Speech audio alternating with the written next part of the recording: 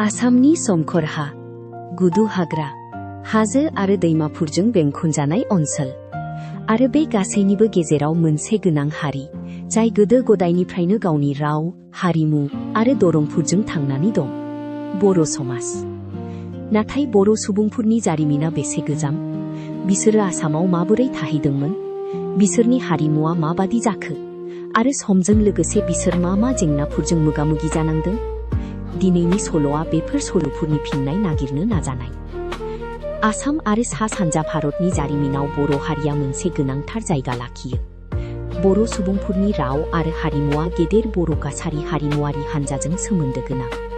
गोदो गोदायनिफ्रायनो बिसोरनि जिउआ आबाद, मिथिंगा आरो जायगानि समाजारि खान्थिजों सोमोन्दो दं। गामिफोर, फोथारफोर, दैमाफोर आरो अरनफोर, बेफोर गासैनिबो बर' जिउआव जर'खा गोनांथि दं। आबाद मावनाया मोनसे खामानिल' नङामोन, बियो नखर आरो सुबुं समाजनि जिउनि बिथामोन। फुं जानाय लोगो लोगो आबादारिफोरा आबाद फोथाराव थांफैयोमोन। गामिफोराव समाजारि जिउआ सोलिदोंमोन आरो फोरबोफोरनि समाव गासै सुबुं माहारिया ज' जायोमोन। बर' हारिनि देरसिन सिनायथिया जादों बिनि धोनि हारिमु। बिसोरनि दोरोङारि गाननाय जोमनाय, खुगा मेथाइफोर, मोसानाय, दामग्रा आगजुफोर आरो फोरबोफोर, बेफोर गासैयावबो बर' हारिया गावनि आंगो सिनायथिखौ दिन्थियो। बैसागुआ बर' हारिनि गाहाय फोरबोफोरनि गेजेराव मोनसे। बे समाव सुबुंफोरा दोरोङारि मेथाइ खनो आरो मोसानाय जायो। मिथिंगा आरो गोदान जागायजेननायजों सोमोन्दो गोनां बे फोरबोआ समाजारि खौसेथिनि मोन्दांथिखौबो दिन्थियो। बर' हारिनि दोरोङारि हारिमुआव बागुरुम्बा मोसानायाबो जुनियायै मुंदांखा। गाबगोनां दोरोङारि जि-जोम, देंखो आरो हानजा मोसानाय, बेफोर गासैबो बर'नि हारिमुआरि सिनायथिनि मोनसे गोनांथार बाहागो। नाथाय जारिमिना जेब्लाबो एखे थाया। समय के साथ असम की राजनीतिक और सामाजिक स्थितियां बदलती रहीं। गुबुन खुंगिरिफोर फैदोंमोन, गोदान खुंथायारि खान्थि गायसननाय जादोंमोन, आरो उनाव ब्रिटिश खुंथायनि गोहोमाबो आसामाव सौहैदोंमोन। बे सोलायनाया जायगानि सुबुं समाजफोरखौ गोहोम खोख्लैदोंमोन। हा, अरनबारिफोर, आबाद मावनाय आरो खुंथायारि बिखान्थि, बेफोर गासैबो सोलायनो हमबाय। सोलायबोनाय समजों लोगोसे बर' माहारियाबो गोदान थासारिजों मोगा-मोगि जानो गोनां जादोंमोन। नाथाय बिथांमोनहा गावनि राव आरो हारिमुखौ संरैखा खालामनो नाजाबाय थादोंमोन। समजों लोगोसे बर' हारिनि सोलोंथाइनि गोनांथिया बांनो हमदोंमोन। गोदान जोलैया फरायसालिमाफोराव थांनो हमबाय। सुबुंफोरा गावनि राव आरो हारिमुनि फारसे बांसिन सांग्रां जानो हमदोंमोन।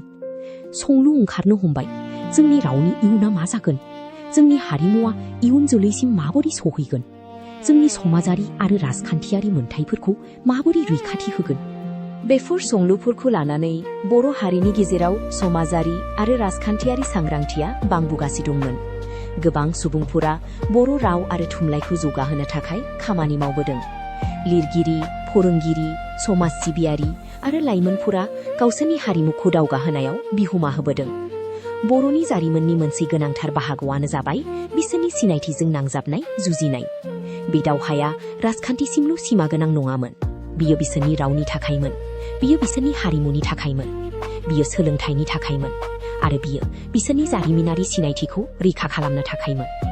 सोम बर' हारिनि गुबुन आफाद आरो दैदेनगिरिफोरा गुबुन समाजारि आरो राजखान्थियारि दाबिफोरखौ दैखांदोंमोन। बे सोमावसारनायनि जारिमिना जेथोगोनां। गुबुन समाव गुबुन सानस्रि आरो दाबिफोरा नुजाबोगासिनो दङ। नाथाय बे गासैनिबो गेजेराव मोनसे मोन्दांथिया थाद'नाय गैया, गावनि सिनायथिखौ रैखा खालामनायनि मोन्दांथि। आथिखालाव बर' हारिया सोलोंथाइ, आरिमु, थुनलाइ, देंखो, गेलेमु, राजखान्थि आरो गुबुन हाबाफोराव दावगालांगासिनो दङ। गोदान जोलैया गोदान सोलोंथाइ आरो बिरोंदामिनखौ बोजबना लादों। नाथाय बेजों लोगोसे बिथांमोनहा गावनि राव आरो हारिमुखौ संरैखा खालामनो नाजागासिनो दङ। दिनै इन्टारनेट आरो इउटिउब बायदि बिजोंफोरा बर' राव आरो हारिमुखौ मुलुगाव लाबोनो गोदान लामा होदों। बर' मेथाइफोर, बर' सावथुनफोर, बर' थुनलाइ, बर'नि जारिमिन आरो बर' हारिमु दा सिगांनिख्रुइ बांसिन सुबुंफोरसिम सौहैनो हायो।